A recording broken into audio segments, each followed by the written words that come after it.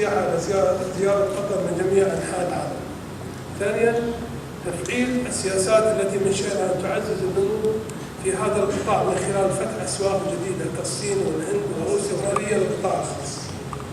في هذا السياق تم إعداد تنظيم قطاع السياحة من خلال تأسيس منظومة جديدة للكيانات التي Any destination has a roadmap of inbound leisure tourism, and for Qatar, that timeline recently accelerated.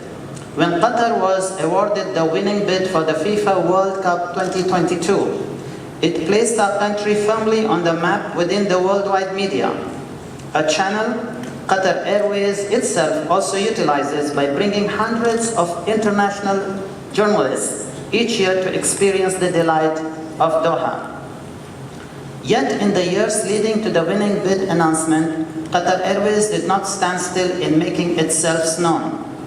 We took time, looked at our neighbors, and learned from any mistakes made with the goal of keeping intact our cultural and expansion in line with a long-term strategy, the Qatar Vision 2030. Quite simply, Qatar is different, so we looked at what we could do differently. Our landscape is different, our cities are different, and our culture is true to the Middle East.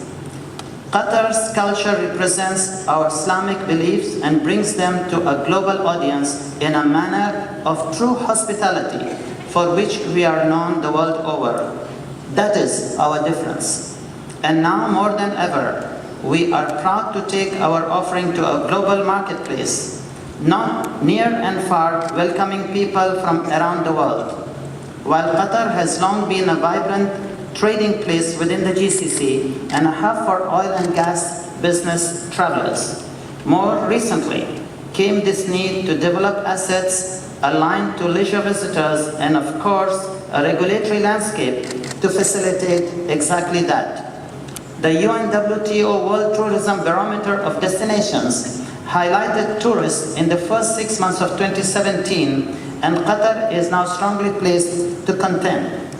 To this opportunity, Qatar Airways has championed a new and exciting initiatives with the Qatar Tourism Authority and the Ministry of Interior, contributing financial investment and manpower from across our global business network. The passenger experience in mind as a true destination experience in its own right. As the leisure and tourism attractions of State of Qatar were built and enhanced, so too did our arrival and departure experience, facilitating tourism and seamless entry in and to and out of the country. While we also offered free tours of Doha for those with time between connecting flights, in fact this October we will celebrate our 100,000 transit tour customer. With our airport experience as an airline as an airline, and through leveraging our global travel intermediary contacts, Qatar Airways is now uniquely placed to feed customers from more than 160 destinations around the world into Doha. And I'm proud to say that Doha is well prepared to receive them. And as you can see, Qatar Airways has truly established itself as a global player with industry-leading accolades such as the Skytrax Airline of the Year 2017 for the 4th time. And we will continue to facilitate this growing demand for tourism into Doha as well as connectivity around the world. For those coming to Doha, we have world-class museums, a UNESCO World Heritage Site, the Zubarah Fort, world-class hotels and spas, a very rich souk experience, one of the world's largest population of whale sharks, sports stadiums of the highest caliber, and on our west coast, some of the best kite surfing in the world. And of course, the experiences you can only find in Qatar itself, from a dhow cruise across the bay to our world-famous sand dunes that flow directly into the sea, the only place in the world that it does so. Connecting people from around the world is not just a requirement from passengers, but a privilege for Qatar Airways. Our reach and relationships within travel and tourism, not just the aviation space, enables our customers to to experience new and exciting destinations from Tbilisi in Georgia to Baku to Skopje, destinations that our passengers now travel to as they trust in our brand to provide them not only with the flight, but also through Qatar Airways Holidays, their whole holiday and destination offering. As a global travel company, whether it is outbound travel from Japan to South Africa or inbound from Yerevan to Doha, Qatar Airways is now one of the world's largest facilitators of global leisure and business traffic. For the professionals and the investors, the benefit of such approach, and we are having our Sustainable Tourism Awards, and it's for us kind of opportunity to showcase the best cases, and to make them models for the others. And we always try to have in the winners big. From your travels, which destinations do you think are getting it right and managing to involve those local communities effectively, rather than just inviting the big companies in?